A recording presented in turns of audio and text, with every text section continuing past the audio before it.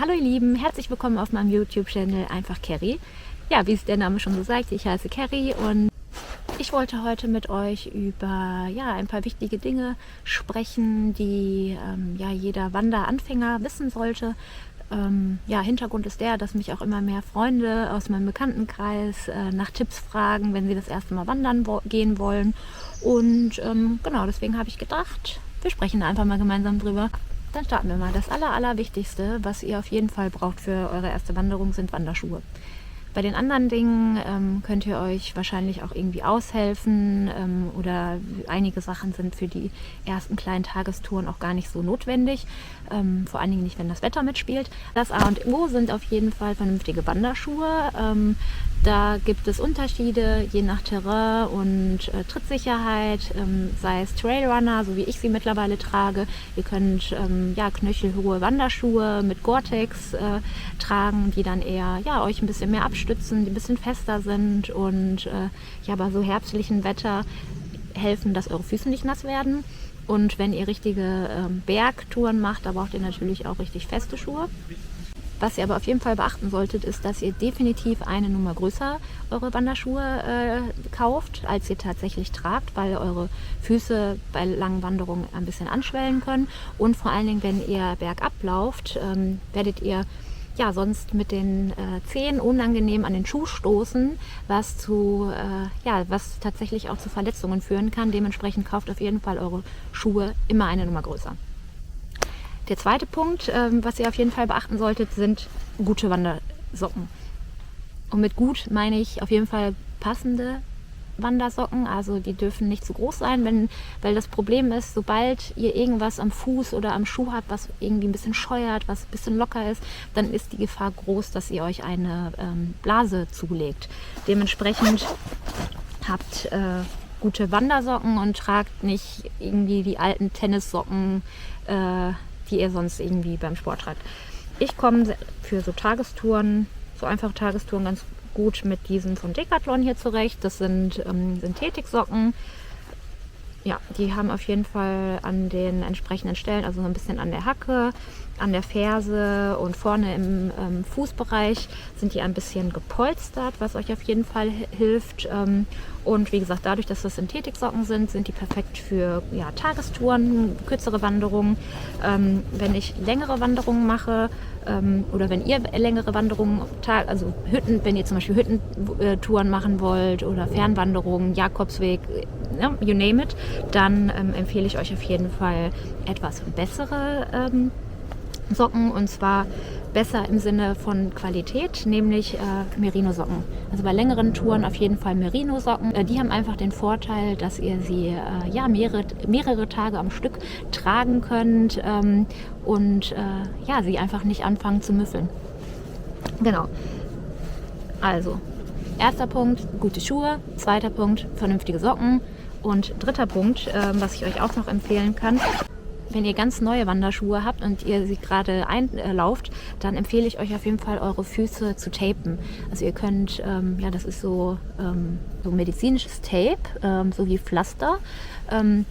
Kriegt man in der Apotheke und in der Drogerie, und da könnt ihr euch die Hacke und so ein bisschen an den Zehen, da wo ihr glaubt, dass der kleine Zeh so ein bisschen am Fuß, am Schuh drücken könnte, da könnt ihr vorsorglich schon mal abkleben, sodass da gar keine Blase entstehen kann. Damit bin ich bisher wirklich gut gefahren. Ich glaube, so eine richtige Blase hatte ich noch nie. Ich habe jetzt bei längeren Touren hier und da dann eher mal so eine minimale Druckstelle. Aber wie gesagt, das hat mir gut geholfen. Was ich auch empfehlen kann, ist, wenn ihr längere Touren machen wollt, dass ihr ein paar Tage vorher anfangt und eure Füße mit Hirschtalg zu pflegen. Genau, oder auch, wenn ihr eine längere Tour macht, wie Jakobsweg etc. pp., dann sowas dabei haben, um abends einfach die Füße einzucremen, und das beugt auf jeden Fall auch Blasen vor. Genau, bei allem anderen ist es eigentlich so, ihr werdet wahrscheinlich eine Sporthose im Schrank haben, ihr werdet vielleicht irgendwie so eine Art Vlies haben, ein Sport-BH als Frau natürlich und irgendein T-Shirt, was ihr zum Sport eh schon angezogen habt. Das könnt ihr, wenn ihr anfangt zu wandern, auf jeden Fall auch tragen. Also es ist nicht nötig, euch High-Performance-Wanderkleidung zuzulegen für eure erste Wanderung. Ich persönlich finde auf jeden Fall besser, wenn man so ein bisschen Performance-Kleidung anhat, aber da reicht wirklich auch ganz normale Sportkleidung, weil ich sehe immer viele Menschen, die dann auch irgendwie so Sonntagswanderungen in Jeanshose machen. Das finde ich ehrlich gesagt eklig, weil einfach in einer Jeanshose oder auch in so einem Baumwoll-Hoodie, da wird der Schweiß einfach nicht so abtransportiert. Ist natürlich grundsätzlich auch möglich. Wenn ihr auch erstmal testen wollt, ob Wandern ein bisschen was für euch ist, dann würde ich euch empfehlen, geht gerne mit eurer Alltagskleidung los, wenn das für euch okay ist und wenn ihr nicht gerade eine 25 Kilometer Wanderung in den Alpen vorhabt, dann macht das. Aber wie gesagt, Schuhe ist das A und O. Geht nicht in Vans oder Shacks wandern. Ansonsten solltet ihr bei eurer Kleidung aber grundsätzlich das Zwiebelprinzip beachten. Also, dass ihr mit einem Base Layer startet. Das kann ein T-Shirt sein, das kann je nach Temperatur aber auch ein Longsleeve sein. So wie ich heute. Ich habe auf jeden Fall so ein Longsleeve an. Das ist jetzt auch eher so ein Laufshirt, was atmungsaktiv ist, sehr dünn, schnell trocknend. Darüber trage ich jetzt gerade eine Fleecejacke als Midlayer und wenn es gleich noch ein bisschen kälter wird, habe ich dann für diese Temperaturen hier noch eine extrem kleine, so eine Windbreaker-Jacke dabei. Bei Temperaturen, die etwas kälter sind, könnte euer Midlayer etwas Langes sein. Das könnte die Fleecejacke sein, das könnte ein Hemd sein, das könnte ein Longsleeve sein. Und dann wäre eure Außenschicht wahrscheinlich eher eine kleine Downjacke oder eine Regenjacke, wenn es regnet. Ja, und das würde ich euch auch empfehlen, wenn ihr so Tagestouren macht und wenn ihr anfangt zu wandern, nehmt auf jeden Fall eine Regenjacke mit. Eine Regenhose wäre auch toll, hat man vielleicht noch irgendwie vom Fahrradfahren oder so, aber auch da kann man improvisieren. Es muss auch nicht unbedingt die teure Regenjacke sein mit einer extrem hohen Wassersäule. Da könnt ihr euch für eure ersten Wanderung auch aushelfen und einfach so ein Poncho mitnehmen. Aber ich habe jetzt heute auf jeden Fall Glück mit dem Wetter, aber man weiß ja nie. Das solltet ihr auf jeden Fall immer dabei haben. Ansonsten würde ich euch auch empfehlen, für eure erste Wanderung und jetzt auch gerade so bei den Temperaturen so ein Sitzkissen mitzunehmen. Das hat einfach den Vorteil, wenn ihr eine kleine Pause machen wollt und es ist ein bisschen feucht oder es ist kalt, es ist steinig, dass ihr euch schützt, dass ihr keinen nassen Popo bekommt, euch aber auch einfach bequemer hinsetzen könnt. Dementsprechend das auf jeden Fall auch eine Empfehlung. Und was ihr dann auf jeden Fall auch noch beachten solltet, ausreichend Wasser mitzunehmen. Ich habe 2 dieser Flaschen dabei, wie ihr seht, schon gut getrunken. Nehmt grundsätzlich eher immer ein bisschen mehr mit als zu wenig. Man weiß nie, wie viel Durst man plötzlich bekommt. Und auch ich habe schon 1-2 Mal den Fehler gemacht, dass ich irgendwie doch zu wenig dabei hatte und ich einfach nur gedacht habe, oh mein Gott, ich brauche sofort was zu trinken. Dann würde ich euch empfehlen, was ich sonst auch immer noch dabei habe, ist so ein kleines Erste-Hilfe-Paket. Ja, so 1-2 Sachen mitzunehmen kann, glaube ich, nicht schaden. Ich habe jetzt hier ein bisschen viel drin. Ich habe hier immer eine Sonnenmilch dabei. Ich habe so 1-2 Medikamente dabei, kleine Schmerztabletten, ein Blasenpflaster, weil man weiß ja nie. Genau. Und was ich auch immer dabei habe, ist ein bisschen Gaffer, ein bisschen Panzertape. Einfach, weil man weiß nie, der Schuh kann kaputt gehen, die Hose kann reißen. Auf meiner Wanderung in Peru zum Machu Picchu, da ist meine niegelnagelneue Wanderhose tatsächlich kaputt gegangen. Die Naht im Schritt ist aufgegangen und dann habe ich einfach Panzertape in die Hose geklebt und konnte meine Wanderung weiterführen. Und was hier ansonsten noch drin ist ein bisschen Toilettenpapier. Nehmt auf jeden Fall Toilettenpapier mit und nehmt alles, was ihr in den Wald tragt, nehmt es auch wieder mit nach Hause und bitte hinterlasst keine kleinen Türmchen mit Taschentüchern im Wald. Das macht man nicht. Lest da gerne auch noch mal nach das Prinzip von Leave No Trace. Nehmt einfach alles, was ihr mit in den Wald nehmt, wieder zurück. Also Socken, Schuhe, vernünftige Kleidung habt ihr dabei. Ihr seid geschützt, falls es irgendwie anfangen sollte zu regnen. Dann kann es natürlich auch sein, dass das Wetter richtig toll ist. Deswegen würde ich euch auch empfehlen, eine Sonnenbrille dabei zu haben, die euch einfach schützt. Was ansonsten noch sehr, sehr wichtig ist, sind natürlich Snacks. Da nehme ich ganz gerne hier sowas auch mit, so ein Quetschi, das geht eigentlich ganz gut. Dann, was ich immer gerne dabei habe, sind so Nüsse, Trailmix oder Riegel oder auch ein bisschen frisches Obst, vegetarische Beefy, Babybel, ja, geht alles. Wenn es richtig warm ist, natürlich auch eine Sonnenbedeckung, eine Kopfbedeckung, gehört auch dazu. Sonnenbrille, Sonnenkappe und wenn es natürlich frischer ist, eine Mütze. Ganz klar, muss ich euch eigentlich nicht erklären. Ja, wenn ihr euch jetzt fragt, wo packt man das alles ein, natürlich in einen kleinen Tagesrucksack, muss auch nichts Tolles sein. Wie ihr seht, ich habe hier auch nur so einen 0815 Tagesrucksack von Decathlon, der hat 20 Liter. Links und rechts hat er Platz für meine Wasserflaschen. Vorne hat er ein Fach, wo ja so meine Snacks reinkommen. Der hat hier einen Gurt zum Verstellen und einen Hüftgurt und ja, genau das Richtige für kurze Tageswanderung. Wenn ihr euch jetzt fragt, ja Carrie, wie sieht es denn eigentlich aus? Brauche ich Wanderstöcke? Wenn ihr jetzt das erste Mal loswandern wollt, dann braucht ihr auf gar keinen Fall Wanderstöcke. Ich bin auch jahrelang ohne Wanderstöcke gewandert. Mittlerweile liebe ich sie aber, muss ich ganz klar sagen. Und habe hier meine von Leki.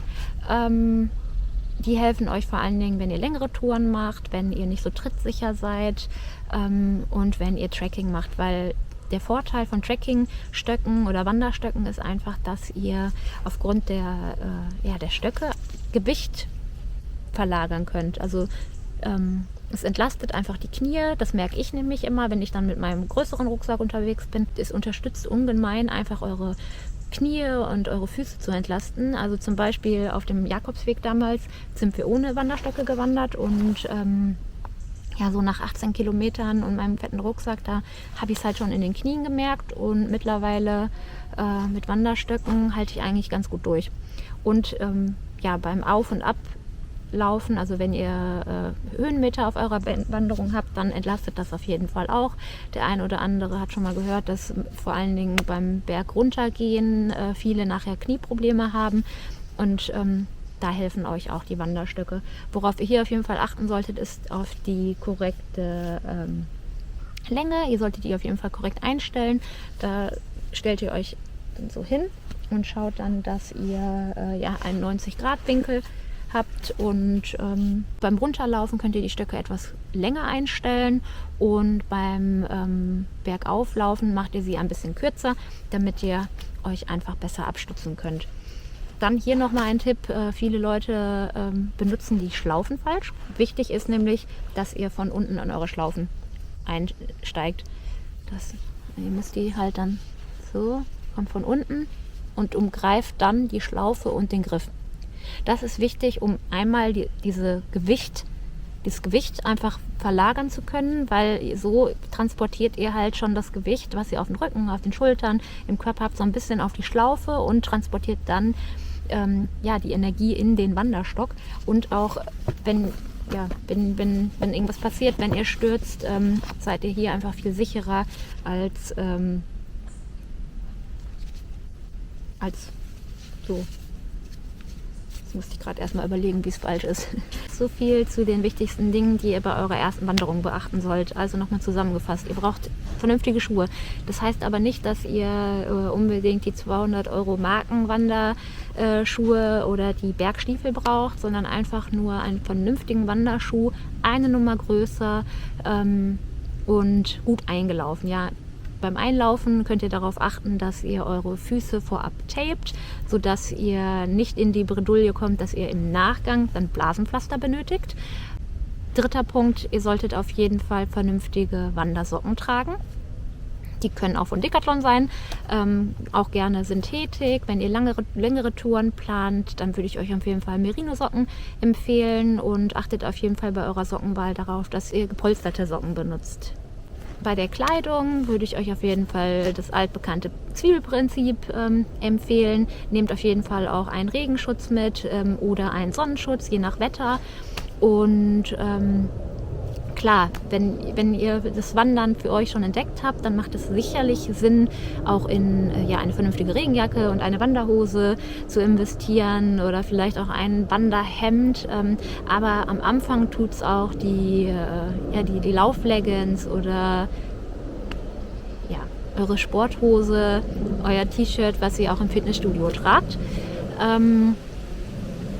Genau, nehmt ausreichend Wasser mit. Nehmt viele Snacks mit und als nächster Punkt ist auf jeden Fall noch wichtig, dass ihr euch über den Weg informiert, wie lange braucht ihr. Ihr solltet darauf achten, dass ihr nicht in der Dunkelheit noch unterwegs seid. Ihr solltet darauf achten, ob der für eure Trittsicherheit auch gemacht ist, der Weg. Da könnt ihr auf Blogs, in Foren, zum Beispiel auch auf Komoot oder Autoactive mal ein bisschen schauen. Es gibt auch auf Facebook Gruppen, wo ihr euch austauschen könnt. Vor allen Dingen interessant für eure erste Wanderung. Und überschätzt euch nicht. Macht nicht bei eurer ersten Wanderung direkt die 10 Tage Hüttenwanderung, obwohl ihr noch nicht einmal in euren Wanderschuhen 5 Kilometer durch den Wald gelaufen seid und nicht wisst, ob ihr das hinbekommt, mit einem schweren Rucksack zu laufen. Das würde ich euch auf jeden Fall auch empfehlen. Überschätzt euch nicht. Testet. Lauft euch erstmal ein bisschen ein und wenn ihr dann Blut geleckt habt, dann stehen euch alle Wanderwege offen. Sei es Hüttenwanderung, Alpentracking, Fernwanderung, Jakobsweg, PCT, I don't know. Wenn ihr euch informiert habt über eine Strecke und eine Strecke gefunden habt, dann könnt ihr zum Beispiel auch auf den Wander-Apps euch die Routen runterladen oder euer Handy direkt für die Navigation benutzen. Oder wenn es ein bekannterer, größerer Weg ist, dann sind die Wege eigentlich auch immer ausgezeichnet, sodass ihr euch am Anfang eigentlich nur das Symbol eures Wanderweges merken müsst. Und dann könnt ihr eigentlich mit ein bisschen Orientierung und ein bisschen darauf achten, wo ihr gerade herlauft, könnt ihr eigentlich auch ohne Navigation gut zurechtkommen und durch den Wald kommen. Aber es kann natürlich nicht schaden, zur Sicherheit den Track vorher noch über eine App auf euer Handy geladen zu haben. Was natürlich auch geht, ist eine Karte mitzunehmen, aber gerade bei so kurzen Wandertouren, Halbtagestouren, ist es, glaube ich, sinnvoller, das Ganze über eine App zu machen. Ich hoffe, das ein oder andere hat euch geholfen. Wie gesagt, Wandern ist kein Hexenwerk. Ein bisschen Ausstattung, ein bisschen Ausrüstung solltet ihr schon haben, damit es einfach für euch angenehmer ist, dass ihr euch keine Blasen lauft, dass ihr keine Schmerzen habt, dass ihr keine Verletzungen habt. Ein bisschen gesunder Menschenverstand gehört auch dazu. Und ansonsten genießt eure Wanderung, guckt nicht zu viel aufs Handy, hört nicht Musik, sondern genießt die Stille in der Natur. So, falls ich noch irgendwas vergessen habe und euch irgendeine Frage noch auf der Seele brennt, dann schreibt sie mir gerne in die Kommentare. Ich helfe euch gerne weiter. Ansonsten könnt ihr mich auch gerne auf Instagram kontaktieren. Wenn ihr mein nächstes Video nicht verpassen wollt, dann aktiviert die Glocke und abonniert mich. Und ansonsten, und dann wünsche ich euch noch einen schönen Tag. Bis bald!